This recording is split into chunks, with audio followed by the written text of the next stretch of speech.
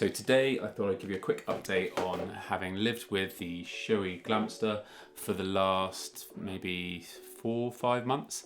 So I didn't take this on my rally that I went on to for a week, but I have now changed up from a half face helmet to a full face helmet for the winter, although I have been trying to get out when it's been nice with still my open face helmet, which I actually do prefer. I just prefer the being out into the elements, feeling the air, especially if it's remotely warm at all, then I will always opt for an open face helmet just for the better experience. However, I do recognise the safety benefits, especially the convenience in the rain of having a full face helmet. So I have been using the Shoei Glamster a lot more recently. So I thought I'd just give you a quick update from my initial review. So I'll put the initial review and the link above if you haven't seen that already. So I won't go into the detailed specs because I do hopefully a pretty thorough job of that in the previous video, but I will go over just a couple of the points that I've picked up since owning the helmet.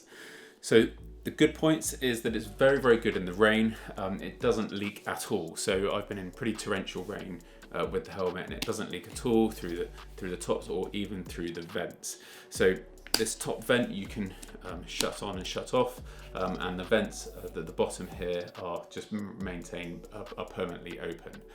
And it's got a clear visor. So the good point is that it's very, very good in the rain, and you do get good airflow, so it doesn't fog up on the screen. Although I am starting to get a bit of fogging at the bottom here as the weather turns a bit colder, but I think that's more me not having taken it apart and cleaned it. So I'm going to do a separate video on actually cleaning the visor because I think that seems to be a common problem.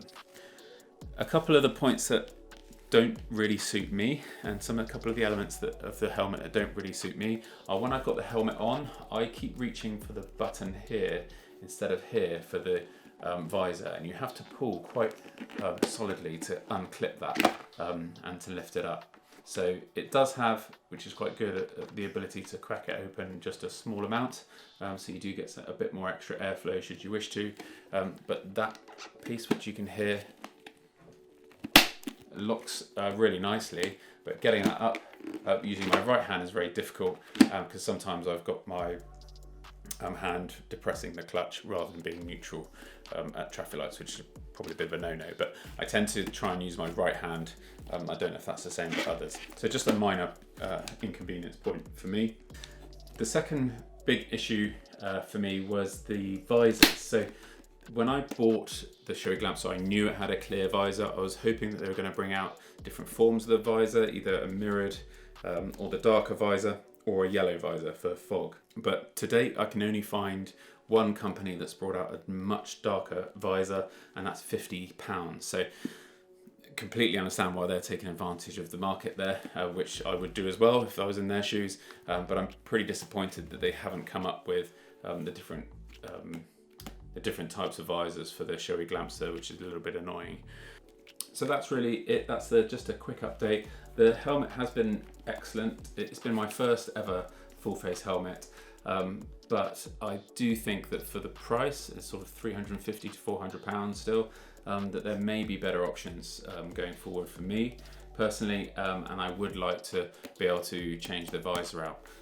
One thing that someone did recommend, because I like the feel of an open face helmet, is some people have removed this completely, removed the visor, and put goggles on as well to get a more retro look. I haven't tried that, but I possibly might in the future, just to maintain the safety of a full face but get the feel of an open face helmet. So that's it for this update. Please hit like if you like the video, subscribe if you haven't done so already, and I hope to see you in the next video. Thank you very much.